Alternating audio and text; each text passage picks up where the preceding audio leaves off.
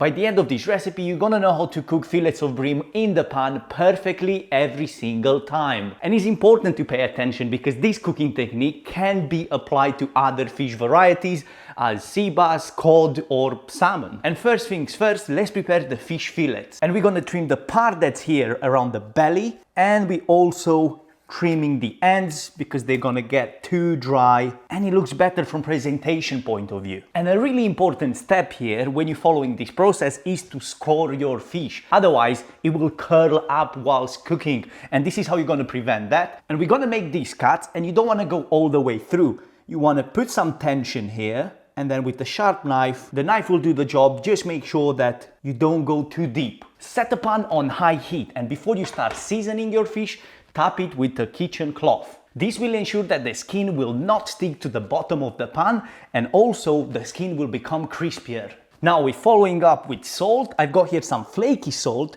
a good pinch on each fillet, and try to get it into the cuts that we just made. Same thing with a bit of freshly ground black pepper. Now we're following up with a drizzle of olive oil. Make sure that this covers the entire surface of your fish. And when your pan is hot enough, we can go in with the fish with the skin side down. And after you added your fish into the pan, press it slightly so it gets full contact with the bottom of the pan, making sure that the cooking is happening evenly.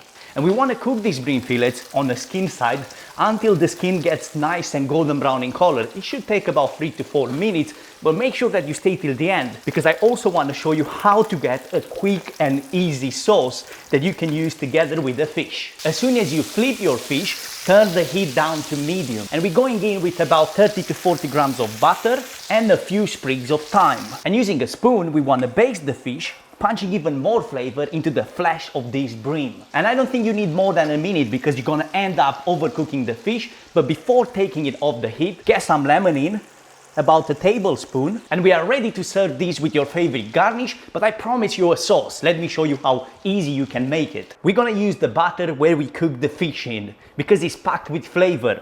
What we're gonna add extra is 2-3 teaspoons of capers, and we're gonna cook this for a minute or two. And I also wanna get in some freshly chopped parsley and turn off the heat. And you choose whichever garnish you prefer. And if you enjoy this recipe, make sure to give it a thumbs up and subscribe to the channel for more simple recipes like this.